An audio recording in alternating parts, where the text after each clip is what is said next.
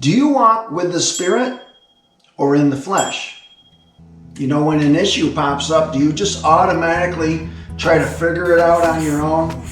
And then when all else fails, you'll pray, kind of like what everyone else does? That's not walking with the Spirit. Walking with the Spirit is having continual conscious contact with the Holy Spirit always, right? Giving the Holy Spirit the same honor and respect that we give the Father and the Son. And we got to be sensitive to His direction and His warnings, right? And sensitive is the key word there, because the Holy Spirit will never shout at you. He's never going to speak to you aggressively, right? He's going to speak to you with that small, still voice. He's never going to push you in a certain direction or just throw you into a situation, right? He's going to tap you on the shoulder. He's going to give you a little nudge. Why is it that we, tend to think of the Holy Spirit as less than the Father and the Son? He's an equal part of the Trinity. And when we find ourselves yelling at Him and ordering Him around in our prayers, and I don't get it. I mean, do you order Jesus around when you pray? I look at the Holy Spirit like God has a storehouse. He has a storehouse that's full of good things for us. It's just jam-packed full of only good things. And the Holy Spirit is the keeper of the storehouse. I want to have a good relationship with the keeper of the storehouse. Now, when I start jumping into my flesh, right? Now, here's the thing about the Holy Spirit. The Holy Spirit has to glorify. He will only glorify Jesus. That's really His sole purpose, is to glorify Jesus. So when I get into the flesh and I start glorifying myself or glorifying my flesh, the Holy Spirit will just step away. Have you ever been in a department store and you're in there looking for something specific, and you finally found someone to help you, and they ask you a question, you look down at your phone, you look up, and they're gone. And you can't find anybody. There's nobody around to help her. You're like, where did he go?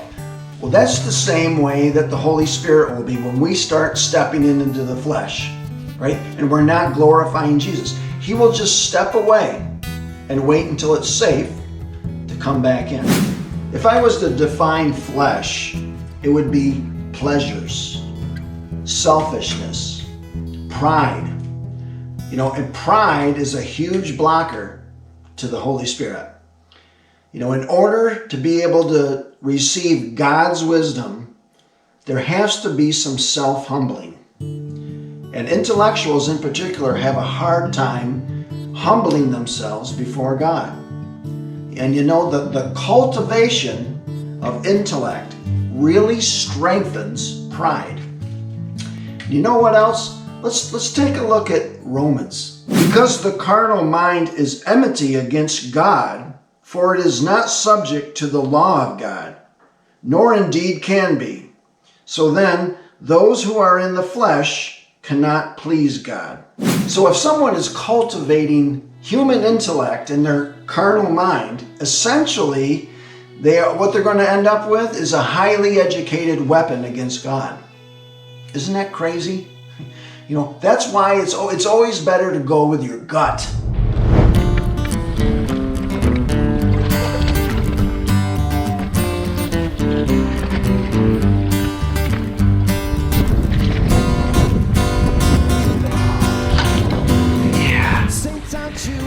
Yeah, look at him, man. Nice. This fish is 5'5". I had to catch him with my gut. All my thinking was not working, right? Everything that I have learned and studied about fishing, none of it was working. This came from my gut, man. You see, even to intellectuals, the simple message of the cross sounds like foolishness. Check out 1 Corinthians. It says, people who aren't spiritual can't receive the truths from God's Spirit. It all sounds foolish to them, and they can't understand it. for only those who are spiritual can understand what the Spirit means. You see, God's wisdom and human wisdom aren't the same.